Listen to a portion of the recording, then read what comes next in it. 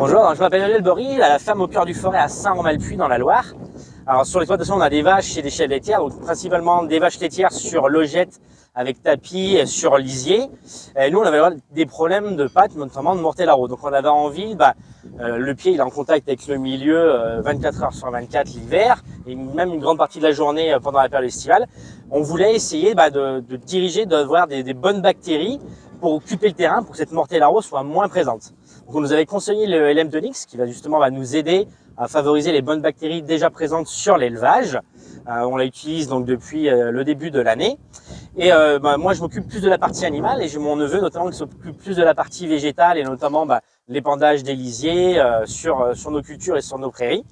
Et c'était peut-être 2 mois après quand il broie la fosse, donc Louis il me dit Manu, il y a un truc qui se passe bizarre. Avant, quand je mettais le broyeur, il fallait 10 minutes avant que la fosse se mette à tourner correctement, bien que la croûte se soit mélangée. Et il me dit là, j'ai mis le mixeur, au bout de 2 minutes, c'était déjà homogène, la croûte avait toute disparu.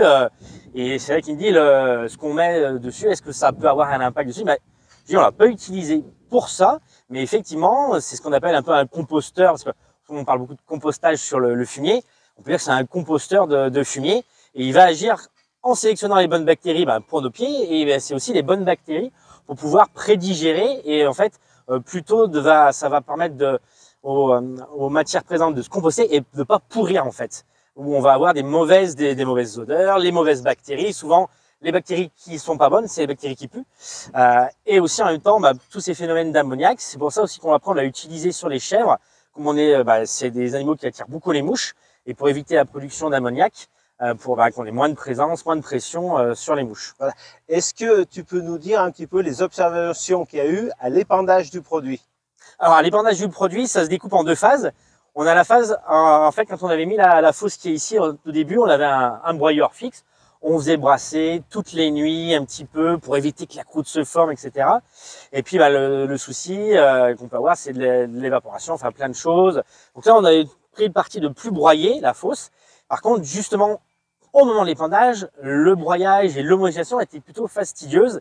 Et pendant la journée d'épandage, on était obligé de rebroyer régulièrement la fosse pour éviter justement ce phénomène de séparation de phases. Et hier, tout simplement, quand Louis épandait, je dis est-ce que tu as remarqué quelque chose? Il me dit oui. D'habitude, c'est vrai que quand je commence de pomper, le lisier est bien homogène et milieu de matinée, je suis obligé de refaire brasser. Et là, il me dit j'ai pas eu besoin. Ça se voyait, ça pompait toujours bien. Le lisier avait gardé le même aspect à l'épandage et au pompage. Et à l'épandage, est-ce qu'il a observé quelque chose par rapport à l'odeur?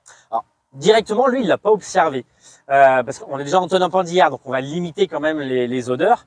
Mais hier, on avait une stagiaire qui est une fille d'agriculteur du coin, et donc elle était dans la cabine avec Louis. Ils utilisent aussi, ils ont des tonnes impandillard sur leur secteur. Mais par contre, au moment du pompage, justement, où il y avait la fosse qui avait broyé le matin, et elle dit à Louis, c'est bizarre, qu'est-ce qu'il a ton lisier? Il est bizarre, il sent pas mauvais.